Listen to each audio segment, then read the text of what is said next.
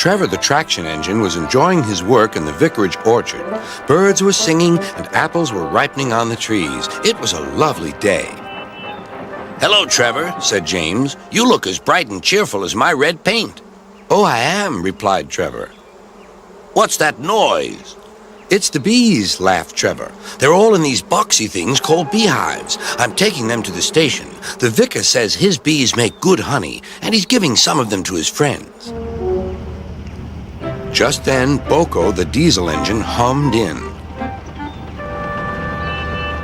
"Take care, you two. Don't make the bees angry. They might sting you." James didn't like being told what to do by a diesel, and he buzzed away. "Goodbye, Trevor," called BoCo, and set off to see Duck at the next station.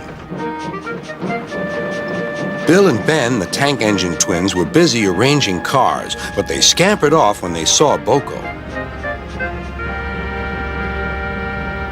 "I remember the first time I met those two," laughed BoCo. "They nearly made my eyes pop out. Edward soon put a stop to their games." "Edward is the only one who can keep Bill and Ben in order," chuckled Duck. "I sometimes call them the bees." "A good name," replied BoCo. "They're terrors when they start buzzing around." James bustled in. "What's that, Duck? Are you afraid of bees? They're only insects after all, so don't let that buzzbox diesel tell you different." "His name is BoCo, and he didn't. I wouldn't care if hundreds were swarming around. I'd just blow smoke and make them buzz off." "Buzz, buzz, buzz," retorted Duck.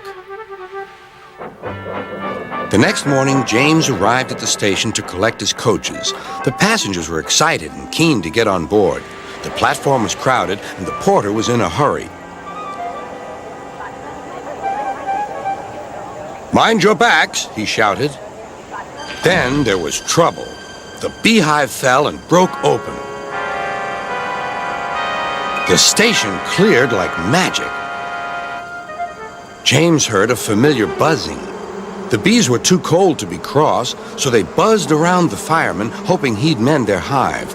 But he didn't understand, nor did his driver, so the bees turned to James.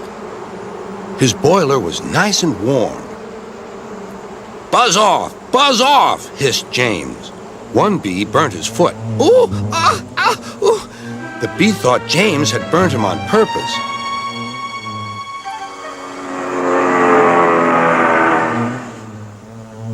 So it stung James right back on the nose. Whistled James. He had had enough.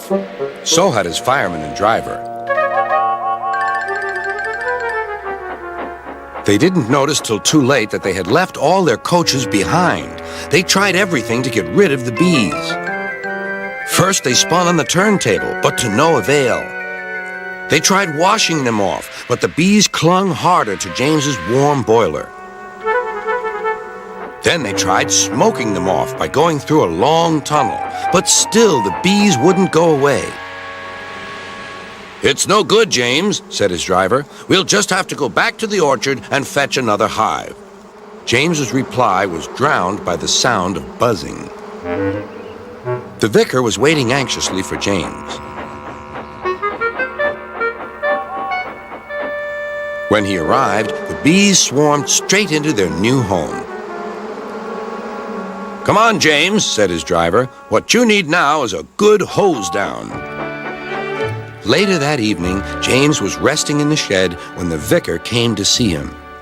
"Thank you for saving my bees," he said. "It's a pity it's not Christmas. Then we could call you James the Red-Nosed Engine." Everyone laughed, even James. But instead, they decided to call James the Bee's Knees, which means they thought he was more useful than ever.